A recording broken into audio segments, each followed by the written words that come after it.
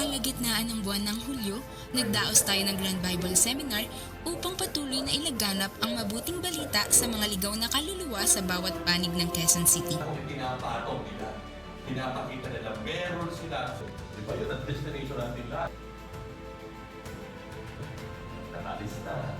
Isa lang ang huwag mong kakainin.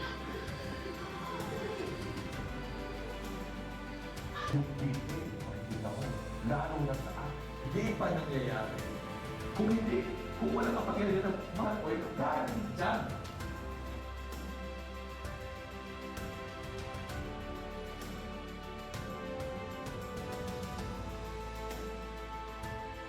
Wala pang ito. Totoo lang.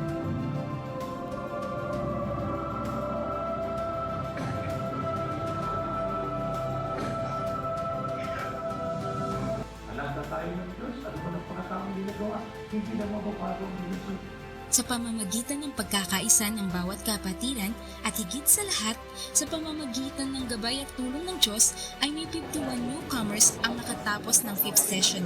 Mga kapatid ng Quezon City Church, patuloy po nating ipanalangin ang bagong mga naligtas na kapatiran.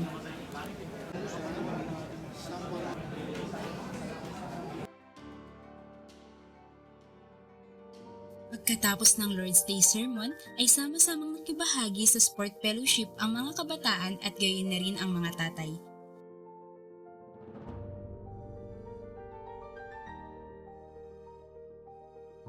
Sa kabila ng pagod sa paglalaro ng iba't ibang aktibidad ay makikita sa mukha ng mga kapatiran ang pinagtibay na pananampalataya at pag-ibig sa isa't isa.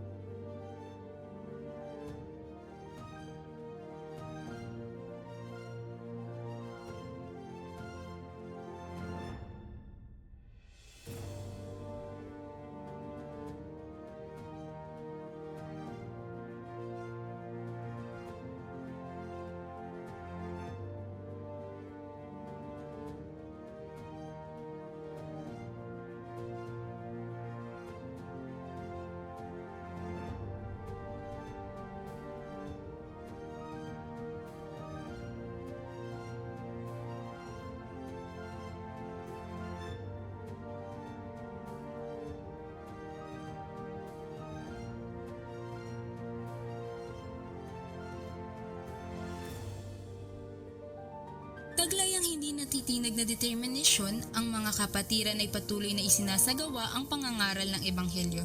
Dala-dala ang katotohanan at pusong puno ng habag sa mga ligaw na kaluluwa.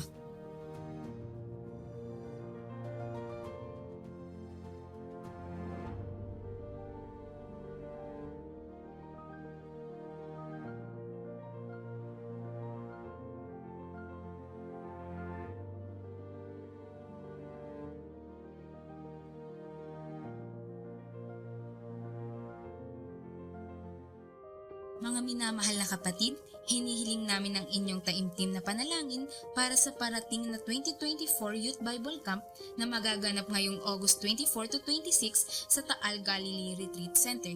Makibahagi nawa tayo sa banal na gawain ito ng pagliligtas ng mga ligaw na kaluluwa.